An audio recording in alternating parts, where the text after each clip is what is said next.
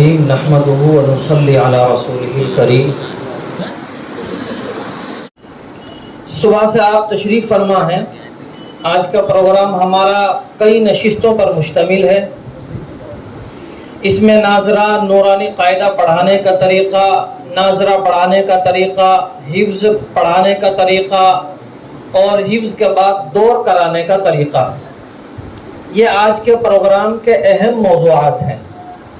شام تک انشاءاللہ ان تمام موضوعات پر ہمارے پورے ہندوستان سے ماہر قرائے کرام مہمانان اعظام تشریف لائے ہیں۔ آپ ان کے تجربات سے، ان کی فکروں سے آپ مستفید ہوں گے انشاءاللہ۔ بس آپ تمام حضرات سے یہ درخواست ہے کہ یہاں تو بیٹھنے والا جو آدمی ہے وہ تو بدلتا رہے گا، آپ کو شام تک بیٹھنا ہے، اس لیے بشاشت کے ساتھ بیٹھیے۔ نوٹ بک آپ کو دی گئی ہے، نوٹس تیار کیجئے، اور جو بھی یہاں اسپیکر بولنے کے لیے جو بھی مقرر آئیں، ان کی تمام تجربات کی روشنی میں جو بات وہ بیان فرمائیں گے، جو بات آپ کو سمجھ میں نہ آئے یا جس بات کی آپ وضاحت طلب کرنا چاہ رہے ہوں تو آپ اس کو لکھ لیجئے سوال کی شکل میں۔ انشاءاللہ آخر میں سوال و جواب کا موقع بھی آپ تمام حضرات کو دیا جائے گا۔ آپ تمام حضرات سوال کیجئے، کسی کا بھی نام لے کر سوال کیجئے کہ میں فلاں صاحب سے اس چیز کا جواب چاہتا ہوں، تو انشاءاللہ وہ اس کا جواب بھی دیں گے۔ وقت بہت کم رکھا گیا ہے، ورنہ یہ تمام حضرات جو مہمان ہیں ہمارے تشریف لائے ہیں، یہ وہ لوگ ہیں جو اپنی بات کو 3 سے 4 گھنٹے میں رکھنے کی حیثیت رکھتے ہیں۔ انشاءاللہ یہ تمام حضرات اپنی بات کو مختصر کر کے انشاءاللہ آدھا گھنٹے میں رکھنے کی کوشش کریں گے۔ آج کا جو میرا موضوع ہے وہ میں نے متعین کیا ہے، یہ جو بورڈ آپ دیکھ رہے ہیں، اس بورڈ کے کیا فوائد ہیں، یہ میرے آج کا موضوع چنا ہے۔ چونکہ موضوع میرا کچھ اور تھا، وہ تمام موضوعات ہمارے جو دیگر مہمانان کرام ہیں ان کے وہ اس کو پیش کریں گے، اس لیے ضروری ہو گیا تھا میرے لیے کہ میں ان تمام سے ہٹ کر ایک بالکل الگ عنوان پر بات کروں۔ یہ لکھا ہوا مضمون ہے، یہ اس لیے لکھا ہے تاکہ میں اپنے موضوع سے نہ ہٹوں اور جو بات ہے وہ مرتب ترتیب وار ہو جائے اور کم وقت میں زیادہ گفتگو ہو جائے۔ بسم اللہ الرحمن الرحیم۔ شاعر کہتا ہے، چمن کے مالی اگر بنا لے موافق اپنا شعار اب بھی، چمن کے مالی اگر بنا لے موافق اپنا شعار اب بھی، چمن میں آ سکتی ہے پلٹ کر چمن سے روٹھی بہار اب بھی۔ اس لیے مدارس، طلبہ یہ چمن ہے، ہم اس کے مالی ہیں، اور مالی اپنے باغ کی جس انداز سے بھی اس کی کاٹ چھانٹ کر کے اس کو مہذب بنا کر پیش کرتا ہے، چمن اور باغیچہ اتنا خوشنما اور خوش لگتا ہے۔ اس لیے یہ کہا گیا۔ چند نبوی کام ہیں: نمبر 1 دعوت و تبلیغ، نمبر 2 تعلیم و تربیت، نمبر 3 تزکیہ نفس۔ ان میں سے ہر ایک امر اہم اور ضروری اور محتم بشان ہے۔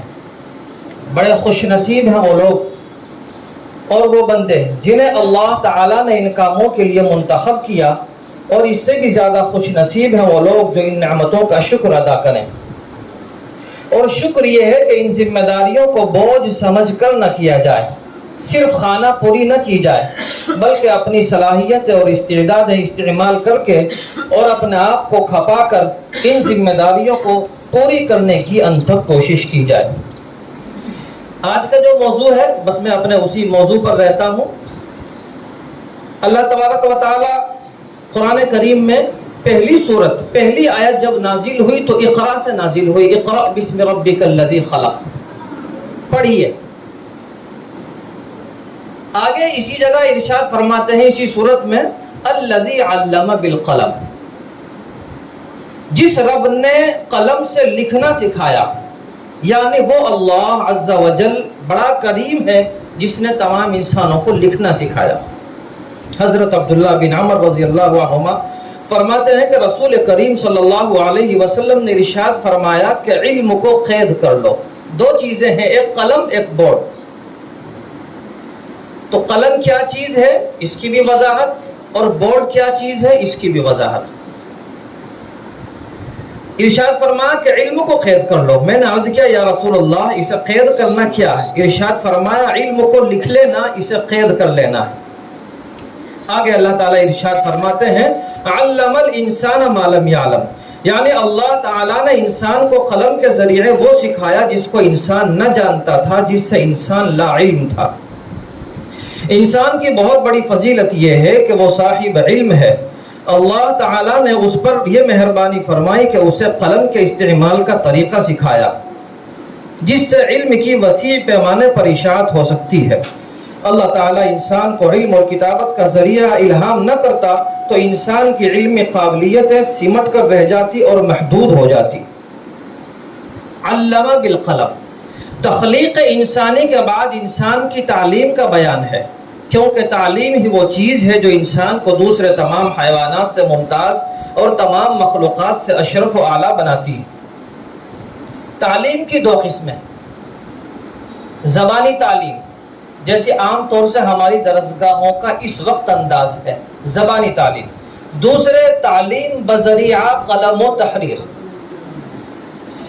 سورۃ القلم کی پہلی آیت میں لفظ اقرا کے ذریعے اگرچہ زبانی تعلیم ہی کا ذکر ہے، مگر اس آیت میں آگے جہاں تعلیم دینے کا ذکر آیا ہے اس میں قلمی تعلیم کو مقدم کر کے بیان فرمایا. معلوم ہوا کہ تعلیم کا سب سے پہلا اور اہم ذریعہ قلم اور کتابت ہے. سب سے پہلے قلم کو اللہ تعالیٰ نے پیدا فرمایا. رسول اللہ صلی اللہ علیہ وسلم کا ارشاد ہے اول ما خلق اللہ القلم الی آخر، یعنی اللہ تعالیٰ نے سب سے پہلے قلم کو پیدا کیا اور اس کو حکم دیا کہ لکھے. اس نے تمام چیزیں لکھ دی کہ قلم کی قسمیں بیان کی گئی ہیں کہ قلم کی 3 قسمیں ہیں. ایک قلم وہ جس کو اللہ تعالیٰ نے پیدا فرمایا، ایک فرشتوں کے قلم، ایک عام انسانوں کے قلم. اب اس قلم کو استعمال کیسے کرنا ہے، کہاں استعمال کرنا ہے، یہ سماعت فرما دیں. یہ تختہ سیاہ ہے، بلیک بورڈ جس کو بولتے ہیں. اب اس زمانے میں یہ بلیک بورڈ بھی ہے، وائٹ بورڈ بھی ہے، گرین بورڈ بھی ہے، اب تو ڈیجیٹل بورڈ ہے. تدریس کو آسان، مؤثر اور دلچسپ بنانے میں بورڈ کو بہت زیادہ دخل ہے. سبق کو واضح کرنے میں اس سے بہت مدد ملتی ہے، مگر نہایت افسوس کے ساتھ کہنا پڑتا ہے کہ اس سے بہت کم اساتذہ کما حقہ فائدہ اٹھاتے ہیں. ویسے تو وسائل تعلیم بہت زیادہ ہے، لیکن سب سے سستا اور ٹکاؤ وسیلہ تعلیم بلیک بورڈ ہی ہے. بورڈ کی ابتدا، اس کی تاریخ ابتدا کے بارے میں کچھ مستند اور وضاحت تو نہیں ملتی، لیکن تلاش بسیار کے بعد صرف اتنا معلوم ہو سکا ہے کہ سب سے پہلے 19ویں صدی کے شروع میں اسکاٹ لینڈ کے اسکولوں میں اس کا استعمال شروع ہوا اور پھر وہیں سے ساری دنیا میں اس کے پھیلنے اور پھلنے پھولنے کے شواہد ملتے ہیں. جس طرح دنیا کی تمام چیزیں وجود میں آنے کے بعد ترقی کا مراحل طے کرنا شروع کرتی ہیں، اسی طرح بورڈ نے بھی ترقی کی منازل طے کی ہیں. چنانچہ یہ پہلے بلیک بورڈ سے گرین بورڈ ہوا، پھر وائٹ بورڈ ہو گیا تھا اور اب ڈیجیٹل دور میں یہ اسمارٹ بورڈ میں تبدیل ہو چکا ہے. زندہ قوموں نے اس کی اہمیت کو خوب سمجھا تھا، چنانچہ ان کے یہاں 19ویں صدی کے وسط میں تقریباً بلیک بورڈ ہر درسگاہ کی زینت بن گیا تھا. بلکہ اب تو یہ حال ہے کہ تعلیم و تعلم کا میدان ہی نہیں بلکہ ہر میدان میں افہام و تفہیم کا تصور بغیر بورڈ کے نامکمل نظر آتا. لیکن اس کے برخلاف ہمارے مدارس میں یا تو بلیک بورڈ، وائٹ بورڈ نظر ہی نہیں آتا، یا اگر نظر آتا ہے تو پھر اس کا درست استعمال کا طریقہ ہر کسی کو معلوم نہیں ہے. اب اس کی بلیک بورڈ کے کیا فوائد ہیں؟ ہم سوچتے ہیں، سن بھی لیا، بہت ساری جگہوں میں آپ نے بلیک بورڈ دیکھا بھی ہوگا. مدارس میں ہر اسکول میں تو بلیک بورڈ ہے، ہمارے یہاں نہیں ہے مدارس میں. اہمیت و افادیت، یعنی بورڈ کی مدد سے تعلیم دینے کے کیا فوائد ہیں وہ سماعت فرما لیں. نمبر 1، سبق کے مشکل حصوں کی توضیح و تشریح کے لیے تختہ سیاہ بہت ہی سستی اور موزوں چیز ہے. نمبر 2، بورڈ پر جو کچھ لکھا جاتا ہے یا بنایا جاتا ہے اسے بچے زیادہ غور اور توجہ سے دیکھتے ہیں، جو بچوں کی سمجھ میں بخوبی آتا ہے اور ضرورت پڑنے پر بچے اس کی نقل بھی اتار لیتے ہیں. नंबर 3, तलबा को इज्तिमाई तौर पर पढ़ाने में मदद मिलती है। नंबर 4, हर बच्चे को इनफिरादी तौर पर पढ़ाने और अलग अलग मेहनत करने में जो बहुत वक्त खर्च होता है, जबकि बोर्ड की मदद से पढ़ाने में कम वक्त में ज़्यादा तलबा को पढ़ाया और समझाया जा सकता है। यही बात है कि एक एक तालिब इल्म हमारे पास सबक सुनाने आता है, एक एक तालिब इल्म को बताना पड़ता है अलिफ बा ता सा, फिर दूसरा बच्चा आया उसको बताया अलिफ बा ता सा। 20 बच्चे हैं तो 20 बच्चों को मुतफर्रिक तौर पर, इनफिरादी तौर पर अलिफ बा ता सा बताया गया, उनकी शक्लें सिखाई गई, नुक्तों की पहचान कराई गई, शनाख्त कराई गई।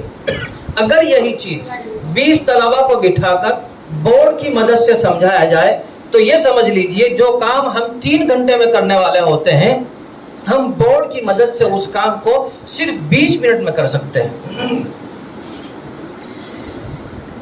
नंबर 5, बआवाज़ बुलंद और बार बार सबक कहलवाने से बच्चों को सबक जल्दी याद होता है, कम मेहनत से ज़्यादा फ़ायदा हासिल हो सकता है। नंबर 7, ज़बानी पढ़ाते रहने से तो बच्चों को सिर्फ कानों से काम लेने का मौका मिलता है और बोर्ड के इस्तेमाल से उन्हें आँखों से भी काम करने का मौका मिलता है। नीज़ कान आँख के साथ साथ ज़बान यानी बोलना उसके इस्तेमाल का भी मौका मिलता है। एक से ज़ायद हवास से काम लेने की वजह से समझने और याद रखने में भी सहूलत होती है। आपने देख लिया होगा कि जिस वक्त हम बच्चों को कोई भी बात समझाते हैं मुनफरिद अंदाज में, या जैसा हमारा आम तौर से असबाक का जो तरीक़ा है अरबी दरसगाहों में, जो हदीस की दरसगाहों में जो तरीक़ा है, सिर्फ उस्ताद बोल रहे हैं, तमाम सामहीन जो तलबा किराम हैं वो सिर्फ बैठे हुए हैं, सिर्फ समात इस्तेमाल हो रही है, बाकी दिमाग आँख ज़बान उनकी कोई इस्तेमाल नहीं हो रही। इसलिए ये जो कान का इस्तेमाल किया जा रहा है, इससे बहुत सारी मर्तबा बात जहनों पर नक्श नहीं हो पाती, जिसकी वजह से कमज़ोरी रहती है। नंबर 8, बैक वक्त तमाम बच्चों की तवज्जो उस्ताद की जानिब और उस्ताद की तवज्जो तमाम बच्चों की जानिब रहती है। नंबर 9, हर बच्चा मशगूल रहता है, जिसकी बिना पर क्लास के नज़्म व ज़ब्त का मसला भी काफ़ी हद तक हल हो जाता है। नंबर 10, अगर तलबा को ज़बानी कोई हिदायत दी जाए या होमवर्क दिया जाए तो बच्चे कभी कभी गलत फहमी का शिकार हो जाते हैं, कहा कुछ जाता है और बच्चे कुछ और करके लाते हैं। अगर ये तमाम चीज़ें बोर्ड पर लिख कर बता दी जाए तो काम मुतय्यन हो जाता है और तलबा भटकने से महफूज हो जाते हैं। नंबर 11, बोर्ड पर सबक पढ़ाने से बच्चों पर तंबीह की ज़रूरत पेश नहीं आती, जिसके हम तमाम मदारिस वाले शिकार हैं। छोटे बच्चे हैं, बिल्कुल मुब्तदी, नूरानी कायदे वाले हैं, हमारे पास आ गए पढ़ने के लिए। एक तो अभी बहुत सारी दरसगाहों में, बहुत सारे मदारिस में यही बात तय नहीं हो पाई कि नाज़िरे के तलबा अलग एक उस्ताद के पास होने चाहिए और हिफ्ज़ के तलबा अलग एक उस्ताद के पास होने चाहिए। एक ही उस्ताद के पास नाज़िरे के तलबा भी हैं, नूरानी कायदे के तलबा भी हैं और उसी के पास हिफ्ज़ के तलबा भी हैं। सबसे पहले उस्ताद हिफ्ज़ के बच्चों का सबक सुनता है, फिर उनका सबकन पारा सुनता है, फिर वो सुनने के बाद फिर नाज़रा वालों का सुनता है, सबसे आखिर में नंबर आ जाता है नूरानी कायदे वालों का। जबकि नूरानी कायदे वालों पर खुसूसी तवज्जो की ज़रूरत थी, वो हमारी सबसे ज़्यादा तवज्जो के मुस्तहिक़ थे। जब शुरू में हिफ्ज़ और फिर नाज़रा और सबक और सबकन पारा और नाज़रे के तलबा का सबक सुन लेने के बाद आखिर में जब उनका नंबर आया तो वो तलबा ज़्यादा तवज्जो के मुस्तहिक़ थे। उनको वक्त दिया उस्ताद ने 1 मिनट 2 मिनट, 1 मिनट में सबक भी सुन लिया और दूसरे मिनट में सबक देकर कह भी दिया जाओ अब ये यहाँ से यहाँ तक याद करके लाओ। 1 लाइन का सबक दिया या 2 लाइन का सबक दिया या 4 सतर का सबक दिया, वो 4 सतर है और उस बच्चे के पास वक्त है 24 घंटे का। 24 घंटे उस बच्चे के ज़ाय हो गए। इसलिए ये तरीक़ा ज़रा इसको तब्दील करने की ज़रूरत है। जहाँ ये तरीक़ा अलग अलग निज़ाम बन गया है माशाअल्लाह बहुत अच्छी बात है, इंशाअल्लाह उसके फ़ायदे और उसके नताइज अच्छे महसूस किए जाएंगे इंशाअल्लाह। और ये जो बोर्ड की जो तालीम है, नूरानी कायदे के जो तलबा हैं, उस्ताद जब सुबह से बैठता है حفظ کے بچوں کا سنتا ہے، پھر ان کا سبق سننے کے بعد سبقت پارا، پھر ناظرے کے بچوں کا پارا سنتا ہے۔ استاد فطری طور پر ذہنی اعتبار سے بچوں کا سن کر، بہت سارے بچوں کا سبق سننے کے بعد ذہنی طور پر تھوڑا سا الجھن کا شکار ہو جاتا ہے۔ اس الجھن کا شکار ہونے کا جو اثر پڑتا ہے وہ پڑتا ہے نورانی قاعدے والے بچوں پر۔ جب نورانی قاعدے کے بچے ہمارے پاس آئے، وہ صاد غاد طا ضا میں فرق نہیں کر پا رہا، پھر اس الجھن کی وجہ سے اس پر تنبیہ ہو جاتی ہے، چھوٹے بچے پر۔ وہ تنبیہ کا مستحق نہیں تھا، یہ جو تنبیہ ہوئی یہ اس بچے کے ساتھ یہ سمجھ لیجیے ظلم ہوگا۔ جب یہاں پڑھایا جائے گا، کھیل کھیل میں ہم پڑھا سکتے ہیں، ہم ہنستے ہنستے سکھا سکتے ہیں، یہاں تنبیہ کی ضرورت پیش نہیں آئے گی۔ نمبر 12، بورڈ کے استعمال سے بیک وقت، یہ اہم چیز ہے، اہم فائدہ جو ہے کہ بورڈ کے استعمال سے بیک وقت کتنے حواس کا استعمال ہوتا ہے۔ دیکھیے، بورڈ کے استعمال سے بیک وقت دماغ، آنکھ، کان، زبان، ہاتھ، دل اور اپنے ساتھی استاذ، ان 8 چیزوں کا استعمال ہوتا ہے، جبکہ صرف زبانی سبق دینے میں ایک حص کا استعمال ہوتا ہے، صرف سننے والے حص۔ اور بورڈ کے استعمال سے 8 چیزوں کا بیک وقت استعمال ہوتا ہے۔ جب 8 چیزوں کا بیک وقت استعمال ہوگا تو انشاءاللہ تمام جو طلباء ہیں، جو بچے ہیں، ان کے دماغ پر، ان کے ذہنوں پر حروف کی جو شکلیں ہیں وہ نقش ہو جائیں گی انشاءاللہ۔ بورڈ پر پڑھاتے وقت بچوں کو یا تو وی ٹائپ میں بٹھایا جائے، ایسے وی ٹائپ، ایسے اور ایسے بٹھایا جائے، یا یو ٹائپ میں بٹھایا جائے۔ اس سے کیا ہوتا ہے کہ تمام طلباء کی نظر بیک وقت ایک ساتھ بورڈ پر پڑ جاتی ہے۔ نمبر 14، بورڈ کے استعمال سے بچوں میں تحریر یعنی لکھنے کی صلاحیت بھی پیدا ہوتی ہے۔ نتیجہ ثابت ہوئی یہ بات کہ بچوں کو قاعدے میں حرفوں کو رٹانے سے شناخت پیدا نہیں ہوتی، بلکہ اگر لکھ کر دکھایا بھی جائے اور پھر قاعدے سے ملا کر بتایا بھی جائے تو بہت جلد شناخت بھی پیدا ہو جاتی ہے اور حروف کی صورتیں، شکلیں بچے کے ذہن و دماغ میں نقش ہو جاتی ہیں۔ لہٰذا ضروری ہے کہ ہر ایک مکتب و مدرسے میں بورڈ کا ضروری انتظام کیا جائے اور لکھنے کے لیے چاک یا مارکر کا انتظام بھی رہنا چاہیے۔ اللہ تبارک و تعالیٰ ان تمام چیزوں پر محنت کرنے کی توفیق مرحمت فرمائے۔ اساتذہ کرام بولنے کے ساتھ ساتھ لکھنے کا طریقہ بھی سیکھیں گے اور بچے بھی انشاءاللہ لکھنے کے طریقے سے واقف ہو جائیں گے۔ حضرت مولانا نور محمد صاحب لدھیانوی رحمۃ اللہ علیہ نے جب یہ نورانی قاعدہ مرتب کیا، اس وقت نورانی قاعدہ مرتب تو کر دیا تھا، لیکن پڑھایا کیسے جاتا تھا؟ اسی جگہ لکھا ہے کہ بچے کو اس وقت بھی بورڈ پر ہی پڑھایا جاتا تھا، اور بورڈ پر پڑھانے کے 2 طریقے استعمال کیے جاتے تھے۔ ایک تو باقاعدہ بورڈ پر لکھ کر سکھایا جاتا تھا، اور بچوں کو اتنے بڑے بڑے گتے کے وہ ٹکڑے دے دیے جاتے تھے، اتنے بڑے بڑے، اور استاذ چونکہ اس زمانے میں خوش خطی بھی ایک فن اور علم ہوا کرتا تھا، تو بچے کو ایک دفتی پر، ایک ٹکڑے پر صرف الف بنا کر دے دیا جاتا تھا، دوسرے ٹکڑے پر با بنا کر دے دیا، تیسرے ٹکڑے پر تا بنا کر دے دیا۔ یہ ٹکڑے اس کو دے دیے، 4 ٹکڑے 5 ٹکڑے اس کے پاس موجود ہیں، اس کے بچے کی جیب میں رہتے تھے۔ بچہ گھر جایا کرتا تھا تو نکال کر دکھایا کرتا تھا، آج میرا سبق یہ ٹکڑے ہیں۔ تو سمجھ میں یہ بات آئی کہ اس وقت بھی لکھ کر ہی پڑھانے کا اہتمام ہوا کرتا تھا۔ یہاں حضرت نے اس میں وضاحت بھی کی ہے، بس جو بھی اس میں پڑھا گیا ہے بلیک بورڈ کے فوائد آپ حضرات کے سامنے پیش کیے گئے ہیں۔ آپ تمام حضرات سے درخواست ہے کہ ان پر عمل کرنے کی کوشش فرمائیں۔ وما علینا الا البلاغ۔